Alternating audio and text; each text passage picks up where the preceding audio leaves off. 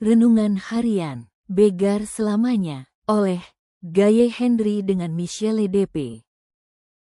Tuhan yang penuh kasih, berbicaralah kepada kami hari ini. Lewat renungan harian, isi hati kami dengan pengertian, hibur jiwa kami yang letih, dan tuntun langkah kami untuk hidup sesuai kehendak-Mu. Judul renungan hari ini, sebuah buku yang penuh berkat. Ayat inti 2 Korintus 9 ayat 8. Dan Allah sanggup melimpahkan segala kasih karunia kepada kamu, supaya kamu senantiasa berkecukupan di dalam segala sesuatu dan malah berkelebihan di dalam pelbagai kebajikan. Selama 3 tahun terakhir saya telah menjadi ahli dalam mengenali berkat-berkat. Sebenarnya, saya menuliskan semuanya.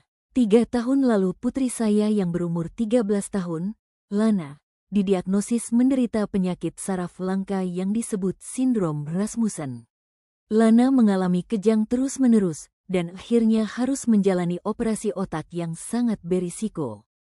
Putus asa untuk memahami kejadian-kejadian mengerikan dalam hidup kami, saya memutuskan untuk berpikir positif, dan saya mulai mencatat berkat-berkat, hal-hal seperti disediakan perawat yang ternyata adalah pejuang doa, dan diberkati dengan ruang parkir yang memungkinkan Lana memiliki akses kursi roda yang lebih baik. Saya aktif mencari apapun dan segala sesuatu yang dapat menunjukkan pada saya bahwa Tuhan memperhatikan doa kami untuk kesembuhan dan pemulihan Lana. Cukup aneh, saya menjadi begitu antusias dengan berkat-berkat saya, sehingga saya mendapati diri saya berdoa agar Tuhan memberi saya kesempatan untuk menjadi berkat bagi orang lain.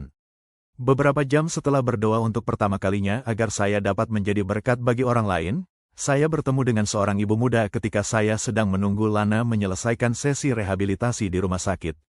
Dia telah melakukan perjalanan jauh untuk membawa bayinya yang berusia 12 hari ke klinik.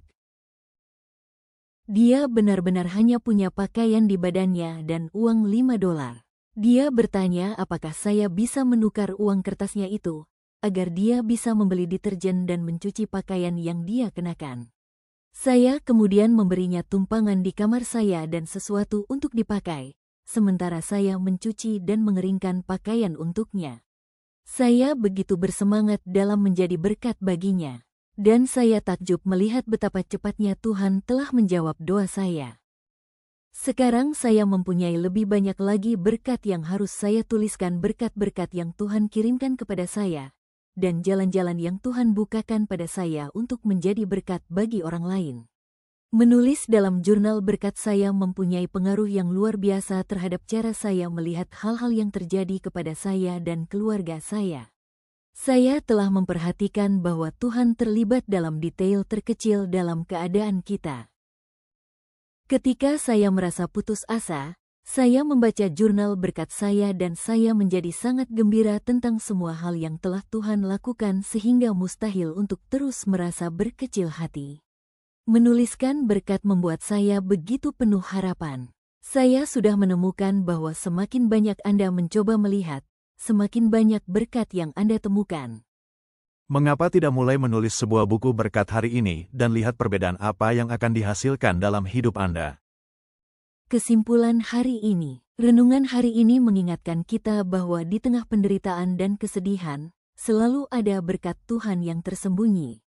Ketika kita memilih untuk fokus pada kebaikan Tuhan dan mulai mencatat setiap berkat yang kita terima, pandangan kita terhadap hidup akan berubah. Kita belajar melihat tangan Tuhan bekerja bahkan dalam hal-hal kecil, seperti orang yang dikirim untuk membantu, waktu yang tepat, atau kekuatan yang baru setiap pagi.